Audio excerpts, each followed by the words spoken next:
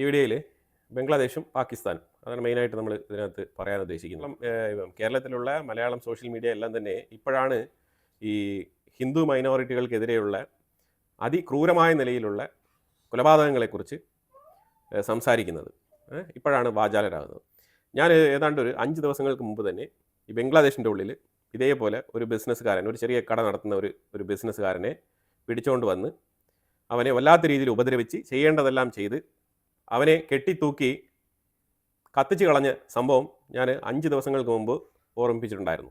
നമ്മുടെ മാധ്യമങ്ങൾക്കൊന്നും ഇതിൻ്റെ സീരിയസ്നെസ് മനസ്സിലായില്ല. പക്ഷേ ഇന്ന് ഒരുപാട് പേര്, നമ്മളൊക്കെ ഒരു 5-6 ദിവസങ്ങൾക്ക് മുമ്പ് പറഞ്ഞു പോയ വാർത്തകളാണ് ഇന്ന് പല ചാനലുകളിലും കാണാൻ കഴിയുന്നത്. അപ്പോൾ അതുകൊണ്ട് തന്നെയാണ് നമ്മൾ ഈ ഒരു ടൈമിൽ സൈലൻ്റ് ആയിട്ടിരിക്കുന്നത്. കാരണം നമ്മൾ ഓൾറെഡി പറഞ്ഞു പോയ വാർത്തകളാണ്. പിന്നെ ഞാൻ തന്നെ അത് വീണ്ടും വീണ്ടും പറഞ്ഞു കഴിഞ്ഞാൽ റെപ്പിറ്റേഷൻ ആവും. അത് നിങ്ങൾക്ക് തന്നെ കേട്ട് മടുക്കുന്ന ഒരു സാഹചര്യം ഉണ്ടാവും. അപ്പോൾ അതുകൊണ്ടാണ് ഞാൻ ആ വാർത്തയെക്കുറിച്ച് പറയാത്തത്. ഈ ദിപു ചന്ദ്രദാസ് എന്ന് പറഞ്ഞ ഈ ഒരു വ്യക്തിയെ കൊലപ്പെടുത്തിയതിനെ തുടർന്ന് ഒരു സ്ത്രീയും കൂടി ഇതേപോലെ അവർ ഉപദ്രവിച്ചിട്ടുണ്ട്. അവരുടെ പേര് പോലും പുറത്തു വരുന്നില്ല എന്നുള്ളതാണ്. അപ്പം ഇമാതിരിയുള്ള മൈനോറിറ്റി ക്രൂരകൃത്യങ്ങൾ ബംഗ്ലാദേശിൻ്റെ ഉള്ളിൽ നിരന്തരം നടന്നുകൊണ്ടിരിക്കുന്ന ഒരു സാഹചര്യമാണ്. അതൊരു സൈഡിൽ നിൽക്കട്ടെ. ഇന്ത്യ ഗവൺമെൻറ് എന്താണ് ഇപ്പോൾ ചെയ്തുകൊണ്ടിരിക്കുന്നത് എന്ന് ചോദിച്ചു കഴിഞ്ഞാൽ, ഇന്ത്യൻ ഗവൺമെൻറ് കൃത്യമായിട്ട് ഒബ്സർവ് ചെയ്തിരിക്കുകയാണ്. ഇന്ത്യ തികച്ചും ഇനി ഒരു 1.5 മാസത്തിനുള്ളിൽ അവിടെ ഒരു ഇലക്ഷൻ വരും എന്നുള്ള പ്രതീക്ഷയിലാണ് ഇങ്ങനെ മുന്നോട്ട് പോകുന്നത്. 2 ദിവസങ്ങൾക്ക് മുമ്പ് ഞാനൊരു വാർത്ത പറഞ്ഞിട്ടുണ്ടായിരുന്നു. 2 ബംഗ്ലാദേശ് പൗരന്മാർ ഇന്ത്യയുടെ ബോർഡർ കടന്ന് ഇൻഫിൽട്രേറ്റ് ചെയ്യാൻ ഒരുങ്ങിയ സാഹചര്യത്തിൽ BSF വെടിവെച്ച് അവരെ കൊലപ്പെടുത്തിയിട്ടുണ്ട് എന്നുള്ള വാർത്ത ഞാൻ പറഞ്ഞിട്ടുണ്ടായിരുന്നു. അതിനെ തുടർന്ന് ഇന്നലെ നമ്മളുടെ BSF ജവാന് നേരെ ബംഗ്ലാദേശിൻ്റെ ബോർഡറിൻ്റെ ഉള്ളിൽ നിന്നും ആരോ വെടിയുതിർത്തിട്ടുണ്ട്. അപ്പോൾ അത് അയാളുടെ ഷോൾഡറിലൂടെയാണ് വെടിയുണ്ട തറച്ച് കയറിപ്പോയത്. പുള്ളിക്കാരൻ ഇപ്പോൾ ചികിത്സയിലാണ്. ജീവന് ഭീഷണിയില്ല എന്നുള്ളതാണ് ഇതിൽ ആയുള്ളൊരു ആശ്വാസം. ഈ സംഗതി ചെയ്തത് ബംഗ്ലാദേശിൻ്റെ ഉള്ളിൽ നിന്ന് തന്നെയാണ്. തീർച്ചയായിട്ടും ഈ ജമാഅത്ത് ഇസ്ലാമിയെ പിന്തുണയ്ക്കുന്ന ഈ നിലവിലെ ബംഗ്ലാദേശിൻ്റെ ഭരണകൂടം അവരുടെ നിലപാടുകൾ തന്നെയാണ് ഇത് വ്യക്തമാക്കുന്നത്. എന്നാൽ നമ്മൾ ഇപ്പോഴും ബംഗ്ലാദേശുമായിട്ട് വ്യാപാര ബന്ധം തുടർന്നുകൊണ്ടിരിക്കുന്ന സാഹചര്യമാണ്. ഇന്നലെ പോലും ടൺ കണക്കിൽ ഓണിയൻ, സവാള കയറ്റി അയച്ചിട്ടുണ്ട്. എന്തിന് ഇതൊക്കെ കയറ്റി അയക്കുന്നത്? ഇതാണ് എൻ്റെ ചോദ്യം. ഈ സവാള പോയിട്ട് അരി പോയിട്ട് ഒന്നും തന്നെ ഇവർക്ക് കൊടുക്കരുത്. നമ്മൾ എന്തുകൊണ്ട് ശത്രുവിനെ തീറ്റിപ്പോറ്റേണ്ട ഒരു സാഹചര്യത്തിലേക്ക് നമ്മൾ മാറുന്നു? നമ്മൾ കുറച്ചുകൂടെ മാറി ചിന്തിക്കേണ്ടതാണ്. ബംഗ്ലാദേശുമായിട്ടുള്ള എല്ലാ വ്യാപാര ബന്ധങ്ങളും നിർത്തേണ്ടതാണ് ഈ സാഹചര്യത്തിൽ. പ്രത്യേകിച്ച് ഇങ്ങനത്തെ ഒരു സിറ്റുവേഷൻ നിലനിൽക്കുന്ന സമയത്ത് തുമ്മിയാലും തുപ്പിയാലും ഇന്ത്യക്ക് നേരെ വിരൽ ചൂണ്ടുന്ന കുറച്ച് വർഗീയവാദികൾ ചേരിതിരിഞ്ഞ് പ്രവർത്തിക്കുന്ന ഒരു രാജ്യമാണ് ബംഗ്ലാദേശ്. എന്നിട്ടാണ് അവർക്ക് സവാളയും വെളുത്തുള്ളിയും തക്കാളിയും ഇതെല്ലാം അങ്ങോട്ട് കയറ്റി അയക്കുന്നത്. ഇതിൻ്റെ ഒരു ആവശ്യമില്ല. അതായത് വെസ്റ്റ് ബംഗാൾ എന്ന് പറഞ്ഞ ആ ഒരു സ്റ്റേറ്റിലുള്ള കർഷകർക്ക് ബുദ്ധിമുട്ടുണ്ടാവും, അവരുടെ എക്സ്പോർട്ട് തടസ്സപ്പെടും എന്നൊക്കെ വിചാരിച്ചുകൊണ്ടാണോ എന്ന് എനിക്കറിയില്ല. പക്ഷേ ഗവൺമെൻറ് ഇതിൽ കൃത്യമായ നടപടി എടുക്കണം എന്ന് തന്നെയാണ് എൻ്റെ അഭിപ്രായം. അപ്പം ഇന്നലെ വെടിയേറ്റ നമ്മളുടെ BSF ബറ്റാലിയൻ ബിപിൻ കുമാർ 35 വയസ്സ് പ്രായം, sustained shoulder injury targeted from inside Bangladesh territory, അങ്ങനെ തന്നെയാണ് പറഞ്ഞിരിക്കുന്നത്. ഇപ്പോൾ പുതുതായിട്ട് ബംഗ്ലാദേശിൻ്റെ ഉള്ളിൽ നിന്ന് വരുന്ന പ്രഖ്യാപനം എന്ന് പറഞ്ഞാൽ ഈ ജമാഅത്ത് ഇസ്ലാമി സംഘടനയുമായിട്ട് കൂടിച്ചേർന്ന് ഫ്രീ കശ്മീർ എന്ന് പറഞ്ഞൊരു ടാഗ്ലൈനാണ് ഇപ്പോൾ അവർ പോപ്പുലറൈസ് ചെയ്തുകൊണ്ടിരിക്കുന്നത്. അതിന് പ്രധാനപ്പെട്ട കാരണം വേറെ ഒന്നുമല്ല, പാകിസ്ഥാൻ്റെയും കൂടി കുത്തിത്തിരിപ്പാണ്. ഇപ്പോൾ പാകിസ്ഥാനും ബംഗ്ലാദേശും കൂടി ഇപ്പോൾ സൗദിയുമായിട്ട് ഒരു ഡിഫൻസ് പാക്ട് സൈൻ ചെയ്തല്ലോ, അത് തന്നെ പാളിപ്പോയ ഒരു അവസരത്തിലാണ് അതേ മാതൃകയിൽ ബംഗ്ലാദേശുമായിട്ട് ഒരു ട്രീറ്റി സൈൻ ചെയ്യാൻ വേണ്ടിയിട്ട് റെഡിയാകുകയാണ് പാകിസ്ഥാൻ. അതിൻ്റെയൊക്കെ സക്സസ് റേറ്റ് നമ്മൾ വലിയ രീതിയിൽ ചിന്തിക്കേണ്ട ആവശ്യമില്ല. പാകിസ്ഥാൻ്റെ നിലവിലെ പൊളിറ്റിക്കൽ പാർട്ടി നേതാവ്, അതായത് ഈ ഷഹബാസ് ഷെരീഫിൻ്റെ പാർട്ടിയുടെ party leader, Shahbaz Sharif prime മിനിസ്റ്ററാണ്, അവരുടെ പാർട്ടി ലീഡറുണ്ട്. ആ പാർട്ടി ലീഡർ കമ്രാൻ ഉസ്മാനി, ഈ വ്യക്തി പറഞ്ഞിരിക്കുന്ന സ്റ്റേറ്റ്മെൻറ്റ്, അഥവാ ഇന്ത്യ എങ്ങാനും ബംഗ്ലാദേശിൻ്റെ മേളിലേക്ക് ഏതെങ്കിലും തരത്തിൽ ആക്രമണത്തിനിറങ്ങിയാൽ ശക്തമായ നടപടി പാകിസ്ഥാൻ്റെ സൈഡിൽ നിന്ന് ഉണ്ടാകുമെന്നുള്ള സ്റ്റേറ്റ്മെൻറ്റാണ് പുള്ളിക്കാരൻ പറഞ്ഞിരിക്കുന്നത്. അപ്പോൾ ഇവന്മാരുടെയൊക്കെ ഈ ഒരു ബുദ്ധി, ഇവരുടെയൊക്കെ പ്രവർത്തനം, ഇവരൊക്കെ ഇന്ത്യയെ എങ്ങനെയാണ് കാണുന്നത്, ഇതെല്ലാം തന്നെ വളരെ വ്യക്തമായിട്ട് മനസ്സിലാക്കിക്കൊണ്ട് ഇന്ത്യ, ഞാൻ പറഞ്ഞതുപോലെ എല്ലാ രീതിയിലുള്ള ഡിപ്പെൻഡൻസിയും, ബംഗ്ലാദേശുമായിട്ട് ഇന്ത്യ ഏതെങ്കിലും തരത്തിൽ ഡിപ്പെൻഡ് ചെയ്ത് നിൽക്കുന്നുവെങ്കിൽ ആ ഡിപ്പെൻഡൻസി ഒഴിവാക്കുകയും ബംഗ്ലാദേശിലേക്ക് ഇന്ത്യയിൽ നിന്ന് പോകുന്ന സപ്ലൈ കംപ്ലീറ്റ് കട്ടാക്കുകയും ചെയ്യണം എന്നുള്ളതാണ് എൻ്റെ ഒരു അഭ്യർത്ഥന. ഇന്ത്യയുടെ CDS അനിൽ ചൗഹാൻ പറഞ്ഞിരിക്കുന്നത്, നമ്മൾ 2 മേഖലകളിൽ കൃത്യമായിട്ടുള്ള മെഷർമെൻറ്റ്സ് എടുക്കണം. ഒന്ന് ഷോർട്ട് റേഞ്ച് വാർ. ഈ ഷോർട്ട് റേഞ്ച് യുദ്ധം എന്ന് ഉദ്ദേശിക്കുന്നത് ഓപ്പറേഷൻ സിന്ദൂർ പോലത്തെ മെഷേർഡ് അറ്റാക്സ്, അളന്നു കുറിച്ചുള്ള ആക്രമണങ്ങൾ, അതിലേക്കും അതേപോലെ ലോങ് ടേം വാർ സ്ട്രാറ്റജിയും കൂടി നമ്മൾ ബിൽഡ് ചെയ്യേണ്ടതുണ്ട് എന്നുള്ള രീതിയിലൊക്കെയാണ് പറഞ്ഞിരിക്കുന്നത്. ഞാൻ പറയുന്നത് ഈ CDS ഒന്നും ഇങ്ങനെ ഈ ആർമി തലത്തിലുള്ള ആൾക്കാരൊന്നും ഇതിനെക്കുറിച്ചുള്ള ഒരു സ്റ്റേറ്റ്മെൻറ്റ് പറയേണ്ടതില്ല. ഇവർ പറഞ്ഞതുകൊണ്ട് നേരെ ഇപ്പോൾ ഇവർക്ക് അറ്റാക്ക് ചെയ്യാനൊന്നും കഴിയില്ല. കാരണം ഇത് ഇന്ത്യയാണ്, ഇത് പാകിസ്ഥാനല്ല. ഇവിടെ പട്ടാള ഭരണമല്ല നടക്കുന്നത്. ആർമിക്ക് അങ്ങനെ ഷോർട്ട് റേഞ്ച് എന്നോ ലോങ് റേഞ്ച് എന്നോ ഒന്നുമില്ല. യുദ്ധത്തിന് കമാൻഡ് പാസ്സാക്കി കഴിഞ്ഞാൽ പിന്നെ യുദ്ധം ചെയ്യുക, അത് തന്നെയാണ്. അതിന് എന്തൊക്കെ ടാക്ടിക്സ് ഉപയോഗിക്കും, ആ സിറ്റുവേഷൻസിൽ എന്തൊക്കെ രീതിയിലുള്ള ആയുധങ്ങൾ നമ്മൾ ഉപയോഗിക്കുന്നു, ഏതെല്ലാം തരത്തിലുള്ള ടാക്ടിക്സ് നമ്മൾ എടുക്കുന്നു, ഇതിലൊക്കെയാണ് നമ്മൾ ഏറ്റവും കൂടുതൽ ഫോക്കസ് ചെയ്യേണ്ടത്. അതിലുപരിയായിട്ട് ഷോർട്ട് റേഞ്ച്, ലോങ് റേഞ്ച്, ഇതിന്റെ ഡയലോഗിന്റെ ആവശ്യമൊന്നുമില്ല. ഈ ഡയലോഗ് ഈ CDS ചൗഹാനാണ് ഇന്ത്യയെക്കുറിച്ച് പല സാഹചര്യങ്ങളിലും ബ്ലണ്ടർ ഡയലോഗുകൾ പുറത്തുവിടുന്നത്. ഇങ്ങനത്തെ ഉദ്യോഗസ്ഥർ മിണ്ടാതിരിക്കുന്നതാണ് നല്ലത്. ഷോർട്ട് റേഞ്ച് ആണോ ലോങ് റേഞ്ച് ആണോ അത് കോൺഫിഡൻഷ്യൽ ആയിട്ട് ചെയ്യേണ്ട കാര്യങ്ങളാണ്. അതാണ് എൻ്റെ അഭിപ്രായം. അപ്പം അതുപോലെ അഗർത്തല, അസാം, ത്രിപുര, ബംഗ്ലാദേശ്, ചിറ്റഗോങ്, അഗർത്തല ഇതുമായിട്ടൊക്കെ ബന്ധപ്പെട്ട് കുറച്ച് ടെൻസ്ഡ് സിറ്റുവേഷൻസ് ഉണ്ട്.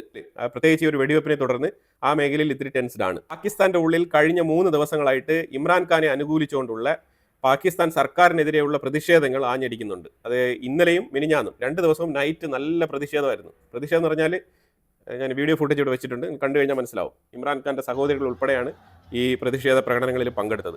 ഒരു കാര്യം തുറന്നു പറയാം, ഈ ബംഗ്ലാദേശ് ഇത്രമാത്രം കിടന്ന് നെഗളിച്ചിട്ടും ഇന്ത്യ വെറുതെ ഇരിക്കുന്നത് വേറൊന്നും കൊണ്ടല്ല. ഇന്ത്യയുടെ സ്ട്രാറ്റജി എന്ന് വേണമെങ്കിൽ നമുക്ക് പറയാം, അതിനെ എക്കണോമിക് സ്ട്രാറ്റജി എന്ന് വേണമെങ്കിൽ വിളിക്കാം. കാരണം അതിനകത്ത് ക്ലിയർ ആയിട്ട് മെൻഷൻ ചെയ്തിരിക്കുന്നത് ഇങ്ങനെയാണ്: India believes that any direct action against Bangladesh could severely impact India's economy എന്നാണ് മെൻഷൻ ചെയ്തിരിക്കുന്നത്. ഇത് സത്യമാണ്. ബംഗ്ലാദേശിന് നഷ്ടപ്പെടാനൊന്നുമില്ല. പക്ഷേ ഇന്ത്യ അങ്ങോട്ട് ഇറങ്ങിക്കഴിഞ്ഞാൽ ഇന്ത്യയുടെ ഇമാതിരിയുള്ള യുദ്ധങ്ങളെ കാത്തിരിക്കുന്ന കുറേ രാജ്യങ്ങളുണ്ട്. അവരെല്ലാം തന്നെ ഇതിനകത്ത് അണിചേരും എന്ന് പറഞ്ഞാൽ നേരിട്ട് ഇന്ത്യ എതിർക്കുകയോ അങ്ങനെയൊന്നുമില്ല. പക്ഷേ ഇവരെല്ലാം തന്നെ ഇൻഡയറക്റ്റ് ആയിട്ട് ബംഗ്ലാദേശിനെ ഫ്യൂവൽ ചെയ്ത് ഇന്ത്യ ബംഗ്ലാദേശ് യുദ്ധത്തിനെ നല്ല രീതിയിൽ ആളിക്കത്തിക്കും. പലപ്പോഴും നമ്മൾ ചെറുതാണെന്ന് കരുതിക്കൊണ്ട് ഇറങ്ങുന്ന യുദ്ധങ്ങൾ വലിയ രീതിയിൽ നീണ്ടുപോകാനുള്ള സാധ്യതയുണ്ട്. അപ്പോൾ അതുകൊണ്ടാണ് ഇന്ത്യ പാകിസ്ഥാനെ പോലും ഇടയ്ക്കിടയ്ക്ക് 2 എണ്ണം കൊടുത്താലും ബംഗ്ലാദേശിനെ തൊടാതിരിക്കുന്നതിൻ്റെ കാരണം തന്നെ അതുകൊണ്ടാണ്. കാരണം ബംഗ്ലാദേശ് ഓൾറെഡി തന്നെ പട്ടിണി കിടക്കുന്ന ഒരു രാജ്യമാണ്. അപ്പോൾ അവിടെ ചെന്ന് അടിക്കുമ്പോഴത്തേക്കും കുയ്യോ മുയ്യോ എന്നുള്ള സൗണ്ട് കേൾക്കും. അത് കേട്ട് കഴിഞ്ഞാൽ യുവമാർ മൊത്തം ആഗോളതലത്തിൽ കരച്ചിൽ തുടങ്ങി കഴിഞ്ഞാൽ പിന്നെ UN ആയി, അമേരിക്കയായി, ചൈനയായി, പാകിസ്ഥാനായി, പലരും തുടങ്ങും. തുർക്കിയായി, അങ്ങനെ പല രാജ്യങ്ങളും ഇതിൻ്റെ ഉള്ളിൽ വരും. ഇന്ത്യയോടൊപ്പം ഇസ്രായേൽ നിൽക്കും, റഷ്യ നിൽക്കും. പക്ഷേ അതിലുപരിയായിട്ട് മറ്റുള്ള പ്രതീക്ഷകളൊന്നും വേണ്ട. മറ്റുള്ളവർക്കൊക്കെ ഇന്ത്യയുടെ മാർക്കറ്റും ഇന്ത്യയുടെ ആ ഒരു ബിസിനസ്സും കച്ചവടവും ഇതൊക്കെ മതി. എന്തെങ്കിലും ഇന്ത്യയിൽ നിന്ന് ഗുണം കിട്ടുന്നെങ്കിൽ അത് ഓക്കെയാണ്. യൂറോപ്പിന് കിട്ടുന്ന എണ്ണയും അതൊക്കെ മതി അവർക്ക്. ഇപ്പോൾ റഷ്യയുടെ ക്രൂഡ് ആണെങ്കിൽ ഇപ്പോൾ നല്ല രീതിയിൽ വില കുറഞ്ഞുകൊണ്ടിരിക്കുകയാണ്. ഏതാണ്ട് 40 താഴെ ആയിരിക്കുകയാണ് റഷ്യൻ ക്രൂഡിൻ്റെ പ്രൈസ്. ഇതൊക്കെയാണ് നിലവിലെ സംഭവ വികാസങ്ങൾ. അതുകൊണ്ട് തന്നെയാണ് ബംഗ്ലാദേശിനെ തൊടാതിരിക്കുന്നത് ഇന്ത്യ. പക്ഷേ ഇത് എത്ര കാലത്തേക്ക് നമ്മൾ ഇങ്ങനെ സഹിച്ച് മുന്നോട്ട് കൊണ്ടുപോകണം എന്നുള്ള ചോദ്യത്തിനുള്ളൊരു ഉത്തരവും കൂടി സെൻട്രൽ ഗവൺമെൻറ് തരേണ്ടതാണ്. പാകിസ്ഥാനും തുർക്കിയും കൂടി ചേർന്നിട്ട് പാകിസ്ഥാന്റെ ഉള്ളിൽ നിന്നും ഒരു ISIS ഭീകരനെ പിടിച്ചുകൊണ്ട് പോയിട്ടുണ്ട്. ഇതൊക്കെ അമേരിക്കയ്ക്കും അറിയാം, CIA വളരെ വ്യക്തമായിട്ട് അറിയാം. പക്ഷെ അവരാരും മിണ്ടില്ല. കാരണം മിണ്ടിക്കഴിഞ്ഞാൽ ട്രംപിൻ്റെ പാകിസ്ഥാനുമായിട്ടുള്ള ബന്ധം, ആ പാകിസ്ഥാനിൽ തന്നെയാണ് ഈ രീതിയിലുള്ള ISIS ഭീകരന്മാരെയൊക്കെ പിടികൂടുന്നത് എന്നുള്ളത് ലൈം ലൈറ്റിൽ വാർത്തയായി കഴിഞ്ഞാൽ ആർക്കാണ് അതിൻ്റെ മോശം പേര്, ആർക്കാണ് അതിൻ്റെ ദോഷം?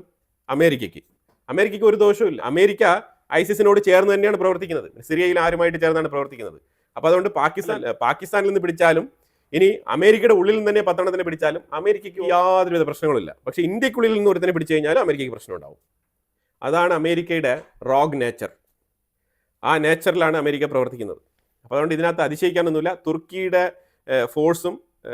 ഫോഴ്സ് പാകിസ്ഥാനിലേക്ക് വന്ന് പാകിസ്ഥാൻ്റെ ഫോഴ്സിനെ ഒപ്പം കൂട്ടിയിട്ടാണ് ഈ തീവ്രവാദിയെ പിടിച്ചുകൊണ്ട് പോയിരിക്കുന്നത്.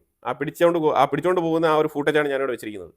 നേരെ റഷ്യയും ഉക്രൈനുമായിട്ട് ബന്ധപ്പെട്ട വിഷയത്തിലേക്ക് വന്നു കഴിഞ്ഞാൽ, റഷ്യയുമായിട്ടുള്ള ഈ ഒരു സമാധാന കരാറിന് ഓക്കെയാണ്, ഇതാണെന്നൊക്കെ പറഞ്ഞ് സെലൻസ്കി ചർച്ചകളൊക്കെ മുന്നോട്ട് കൊണ്ടുപോയെങ്കിലും അമേരിക്കയുടെ സൈഡിൽ നിന്ന് നല്ല പ്രഷർ ഉള്ള സാഹചര്യത്തിൽ വീണ്ടും സെലൻസ്കി പല സാഹചര്യങ്ങൾ റഷ്യയുടെ ഒരു ഷിപ്പ് അറ്റാക്ക് ചെയ്തിട്ടുണ്ട്. അത് കഴിഞ്ഞാൽ റഷ്യയുടെ ആയുധ ഉൽപ്പാദന കേന്ദ്രങ്ങൾ അറ്റാക്ക് ചെയ്യുന്നുണ്ട്, റഷ്യയുടെ എണ്ണ റിഫൈനറികൾ അറ്റാക്ക് ചെയ്യുന്നുണ്ട്. ഇങ്ങനെ പല രീതിയിലും അറ്റാക്ക് നടത്തുകയാണ്. അതിലുപരിയായിട്ടാണ് റഷ്യയുടെ ആർമി ലഫ്റ്റനന്റ് ജനറലിനെ കൊലപ്പെടുത്തിയത്. അപ്പോൾ ഇതേപോലെ രഹസ്യ കൊലപാതകങ്ങൾ നടത്തിക്കൊണ്ട് ഉക്രൈൻ മുന്നോട്ട് പോകുന്ന സാഹചര്യത്തിൽ റഷ്യ നല്ല രീതിയിലുള്ള ആക്രമണമാണ് ഇന്നലെ കാഴ്ചവെച്ചത്. 673 ഏരിയൽ ഡ്രോൺസ് ആണ് ഉപയോഗിച്ചത്.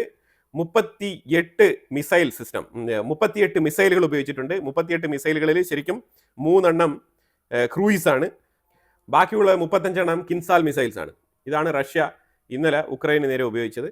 സെലൻസ്കി ആണെങ്കിൽ ഞങ്ങൾ പരമാവധി ഇതിനെ ഇന്റർസെപ്റ്റ് ചെയ്യാൻ ശ്രമിക്കുന്നുണ്ട്, ഞങ്ങളുടെ അടുത്ത് എഫിഷ്യൻ്റ് ആയിട്ടുള്ള ഡിഫൻസ് സിസ്റ്റം ഉണ്ട്, ഞങ്ങൾ F-16 വെച്ച് തുരിതര പല ആക്രമണങ്ങൾ ഞങ്ങൾ നടത്തിയിട്ടുണ്ട്, F-16 വളരെ മികച്ച ഫൈറ്റർ ജെറ്റാണ്, ഞങ്ങളുടെ അടുത്ത് വളരെ എഫിഷ്യൻ്റ് ആയിട്ട് ഇത് ഉപയോഗിക്കപ്പെടുന്നുണ്ട് എന്നുള്ള രീതിയിൽ പ്രൊമോഷനൊക്കെ ചെയ്തിട്ടുണ്ട്. അപ്പോൾ ഇതിൻ്റെ അർത്ഥം എന്ന് പറഞ്ഞാൽ നമുക്ക് കുറച്ചുകൂടെ F-16 തന്നു കഴിഞ്ഞാൽ ഞങ്ങൾ റഷ്യയുടെ എൻ്റയർ ഏരിയ അങ്ങ് പിടിച്ചെടുത്ത് കളയും എന്നുള്ള സ്റ്റേറ്റ്മെൻറ്റാണ് സെലൻസ്കി പറയുന്നത്. പക്ഷേ എന്നിട്ട് ഇത്രയും എഫിഷ്യൻ്റ് ആയിട്ട്, ഇത്രയും സേഫ് ഗാർഡായിട്ട്, ഇത്രയും എയർ ഡിഫൻസ് സിസ്റ്റം ഒക്കെ വെച്ചിട്ട് ഫൈറ്റ് ചെയ്തിട്ടാണോ 20% സ്ഥലം റഷ്യ എടുത്തുകൊണ്ട് പോയത്?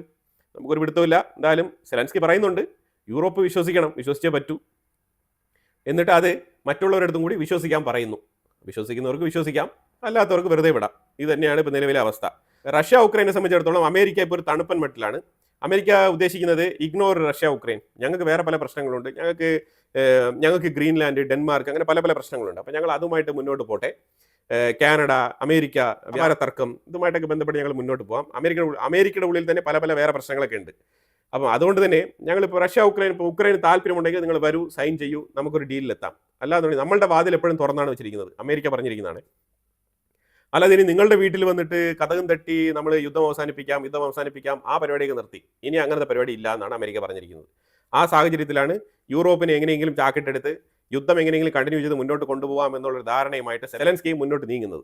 ഇറാൻ ആണെങ്കിൽ ഹെസ്ബുള്ളയെ കുറിച്ച് ഭയങ്കര വേവലാതിയാണ്. കാരണം ഇപ്പോൾ ഇറാൻ ഇപ്പോൾ 1 ബില്യൺ എയ്ഡ് കൊടുക്കാമെന്ന് പറഞ്ഞിട്ടുണ്ട്.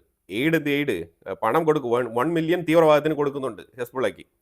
ഹെസ്ബുള്ള 2 ബില്യനാണ് ചോദിച്ചത്. 2 ബില്യൺ ഇപ്പോൾ തരാനില്ല മക്കളെ, ഞാൻ 1 ബില്യൺ തരാമെന്ന് പറഞ്ഞിട്ട് ആയത്തുൽ ഖമനയി 1 ബില്യൺ പാസ്സാക്കിയിട്ടുണ്ട്. ഇപ്പോഴും പൈസ അവർക്ക് എത്തിയിട്ടില്ല. പക്ഷെ ഇതാണ് ഇപ്പം സംഗതി.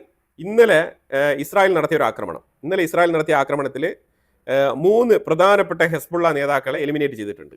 അവരുടെ ഇമേജാണ് ഞാനിവിടെ കൊടുത്തിരിക്കുന്നത്. ഇവർ വളരെ നല്ല രീതിയിൽ ഇരുന്ന സമയത്തുള്ള ഫുട്ടേജാണ്. ആ ഫുട്ടേജിൻ്റെ താഴെയാണ് എലിമിനേറ്റഡ് എന്ന് പറഞ്ഞിട്ടുള്ള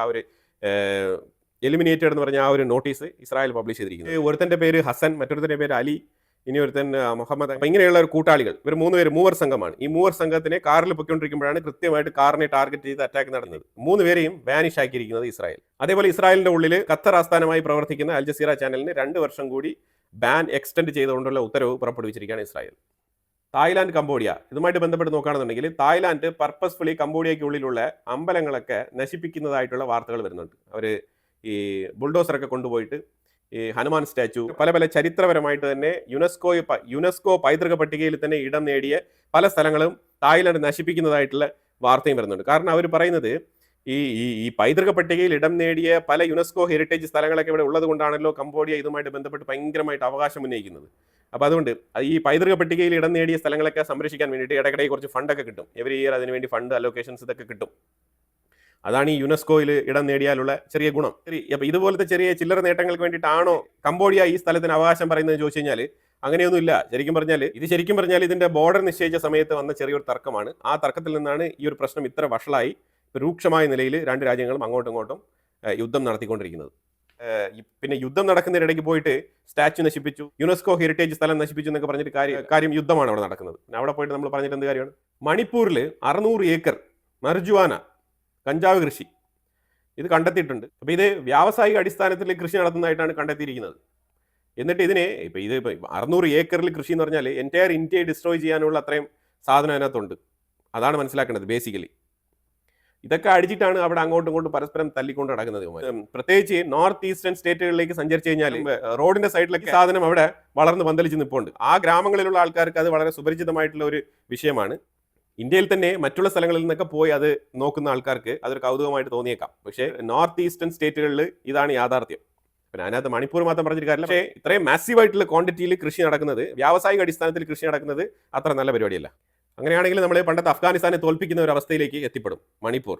ലിബിയയിൽ ചെറിയൊരു പ്രശ്നമുണ്ട്. ലിബിയയിൽ ശരിക്കും അവിടുത്തെ ചീഫ് ഓഫ് സ്റ്റാഫ് സഞ്ചരിച്ചിരുന്ന ഹെലികോപ്റ്റർ അതായത് ജസ്റ്റ് ടേക്ക് ഓഫ് ആയി, റൺവേയിൽ നിന്നും ജസ്റ്റ് ഒന്ന് ടേക്ക് ഓഫ് ആയതേ ഉള്ളൂ, അപ്പോഴേ തന്നെ പൊട്ടിത്തെറിച്ച് ആ ഒരു ചീഫ് ഓഫ് സ്റ്റാഫ് കൊല്ലപ്പെട്ടു എന്നുള്ള വാർത്തയാണ് വരുന്നത്. ലിബിയയിലാണ് നടക്കുന്നത്. ലിബിയയുമായിട്ട് പാകിസ്ഥാൻ ഇപ്പോൾ ഈ ഇടയായിട്ട് ഭയങ്കരമായിട്ടുള്ള ടൈപ്പാണ്. അവർക്ക് ആർമി സപ്പോർട്ട് കൊടുക്കാം എന്നുള്ള രീതിയിലുള്ള തീരുമാനങ്ങളൊക്കെ എടുത്തിട്ടുണ്ട്. അതായത് ലിബിയയിൽ ഓൾറെഡി തന്നെ റഷ്യ അവരെ ഹെൽപ്പ് ചെയ്തിട്ടുണ്ടായിരുന്നു. അപ്പം റഷ്യ ഉൾപ്പെടെയുള്ള രാജ്യങ്ങളൊക്കെ മാറ്റി നിർത്തിക്കൊണ്ടാണ് തുർക്കി പാകിസ്ഥാനുമായിട്ട് ബന്ധപ്പെട്ട ആ ഒരു രീതിയിൽ സഹകരിക്കാൻ വേണ്ടിയിട്ട് ലിബിയ തീരുമാനിച്ചിരിക്കുന്നത്. നൈജീരിയയിൽ ക്രിസ്ത്യൻ കൊലപാതകങ്ങൾ കൂടുകയാണ്. ഈ ഒരു ക്രിസ്മസ് ടൈമിൽ ഏറ്റവും കൂടുതൽ അവിടെ ഈ ട്രംപിൻ്റെ ഒരു പ്രസ്താവന ഉണ്ടായിരുന്നല്ലോ, അത് ക്രിസ്ത്യാനികളെ തൊടാൻ പാടില്ല, ഞാനവിടെ ഇറങ്ങി വരും എന്ന് പറഞ്ഞിട്ട് വെറുതെ ഇരുന്ന് ആ ഭീകരന്മാരെ ഇപ്പം അവർക്ക് മോട്ടിവേഷൻ കൊടുത്ത പോലെ ആയിപ്പോയി. അവരിപ്പം തുരുതര നൈജീരിയക്കുള്ളിൽ ക്രിസ്ത്യാനികളെ തെരഞ്ഞു പിടിച്ചങ്ങ് വധിക്കുകയാണ്. ഇപ്പം ട്രംപിന് മിണ്ടാട്ടമില്ല, അവിടെ എന്ത് നടക്കുന്ന അറിയുകയും വേണ്ട. ഇപ്പം ഒരു ഇവാഞ്ചലിക്കൽ അഫെക്ഷൻ ഇപ്പോൾ വരുന്നില്ല. ഇതാണ് ഇപ്പോൾ നിലവിലെ അവസ്ഥ. അപ്പോൾ എന്തായാലും ബംഗ്ലാദേശ് നമ്മളെ ഇങ്ങനെ മുതുകത്ത് കുത്തിക്കൊണ്ട് തന്നെ ജീവിക്കും. നമ്മൾ 210 ടണ്ണാണ് ഇന്നലെ ഓണിയൻ കയറ്റി അയച്ചത്. അപ്പോൾ ഇനി നമ്മൾ ടൺ കണക്കിൽ ഓണിയനും പച്ചമുളകും ഇഞ്ചിയും വെളുത്തുള്ളിയും എല്ലാം നമ്മൾ അവർക്ക് കൊടുക്കും. അവർ അവിടെ നിന്ന് ഇന്ത്യക്കെതിരെയുള്ള മുദ്രാവാക്യങ്ങളും അതുപോലെ തന്നെ ഹിന്ദുക്കൾക്കെതിരെയുള്ള മൈനോറിറ്റികൾക്കെതിരെയുള്ള ആക്രമണങ്ങളും തുടർച്ചയായി നടത്തിക്കൊണ്ട് തന്നെ ഇരിക്കും. നമ്മൾ ഇങ്ങനെ നോക്കിയിരിക്കാം. എക്കോണമിയൊക്കെ വേണം, ശരിയാണ്, പക്ഷേ കൃത്യമായ നടപടികളും കൂടി എടുക്കണം. എക്കോണമി ഒരു രാജ്യത്തിന് വളരെ ഇമ്പോർട്ടൻ്റ് ആണ്, പക്ഷേ അതേപോലെ നാഷണൽ സെക്യൂരിറ്റിയും വളരെ ഇമ്പോർട്ടൻ്റ് ആണ്. അതായത് നാഷണൽ സെക്യൂരിറ്റി ഇല്ലാത്തൊരു രാജ്യത്തിലേക്ക് പിന്നെ ആരാണ് കൊണ്ടുവന്ന് ഇൻവെസ്റ്റ്മെന്റ് നടത്താൻ പോകുന്നത്? എക്കോണമിയെ പേടിച്ചിട്ട് ബംഗ്ലാദേശ് കാണിക്കുന്ന പോക്കൃത്തനങ്ങളെ നമ്മൾ എങ്ങനെ ഇഗ്നോർ ചെയ്ത് കളയേണ്ടതില്ല എന്നുള്ളതാണ് എൻ്റെ അഭിപ്രായം. എക്കോണമി വരുമ്പോൾ വന്നോളും. നമ്മൾ ആരും അവിടെ പട്ടിണിയൊന്നും കിടക്കുന്നില്ല. തീർച്ചയായിട്ടും എക്കോണമി ഇന്ത്യക്കുള്ളിൽ ഉണ്ടാവും. പാകിസ്ഥാനുള്ളിൽ എന്താണ് പ്രശ്നം? അവിടെ കൂടുതൽ ഇൻവെസ്റ്റ്മെന്റുകൾ പോകാത്തതിന്റെ കാരണം എന്താണ്? തുടരെ നടക്കുന്ന ഭീകരാക്രമണങ്ങൾ അല്ലേ? അതായത് നാഷണൽ സെക്യൂരിറ്റി ഇല്ല അവിടെ. അതാണ് പ്രധാനപ്പെട്ട പ്രശ്നം. അങ്ങനത്തെ രാജ്യത്തിന് ഒരു ലോങ് ടേം പെർസ്പെക്റ്റീവിൽ ചിന്തിച്ചു കഴിഞ്ഞാൽ അവിടെയാണ് ഏറ്റവും കൂടുതൽ എക്കോണമി നഷ്ടപ്പെടാൻ പോകുന്നത്. ഇന്ത്യയെ സംബന്ധിച്ചിടത്തോളം നമ്മൾ കൃത്യമായിട്ട് ടൈം ടു ടൈം, ഇപ്പോൾ CDS അനിൽ ചൗഹാൻ പറഞ്ഞതുപോലെ ഷോർട്ട് ടേമോ ലോങ് ടേമോ എന്ത് വേണേലും ആയിക്കോട്ടെ, ഷോർട്ട് ടൈം എങ്കിൽ ഷോർട്ട് ടൈം ഒരു വെടി പൊട്ടിക്കണം. പൊട്ടിച്ചു കഴിഞ്ഞാൽ അവന്മാർ അടങ്ങിയിരിക്കുള്ളൂ. അല്ലാതെ നമ്മൾ എക്കോണമിയെ ബാധിക്കുന്നൊക്കെ പറഞ്ഞുകൊണ്ടിരുന്നു കഴിഞ്ഞാൽ അവന്മാർ നല്ല രീതിയിൽ കടന്ന് കയറി വരും. ഇന്നലെ തന്നെ നമ്മളുടെ ഒരു BSF ബറ്റാലിയനെ അവന്മാർക്ക് വെടിവെക്കാനുള്ള ആ ഒരു ത്വര വന്നിട്ടുണ്ടെങ്കിൽ അപ്പോൾ ആ ത്വര ഇനി അങ്ങ് മുന്നോട്ട് നീളും. അപ്പം അതിന് ഇന്ത്യ കൃത്യമായിട്ടുള്ള നടപടി എടുക്കണം എന്ന് തന്നെയാണ് എൻ്റെ അഭിപ്രായം. എനിവേ, എക്കോണമിയെ ഒരു സൈഡിൽ നമുക്ക് മാറ്റി നിർത്താം.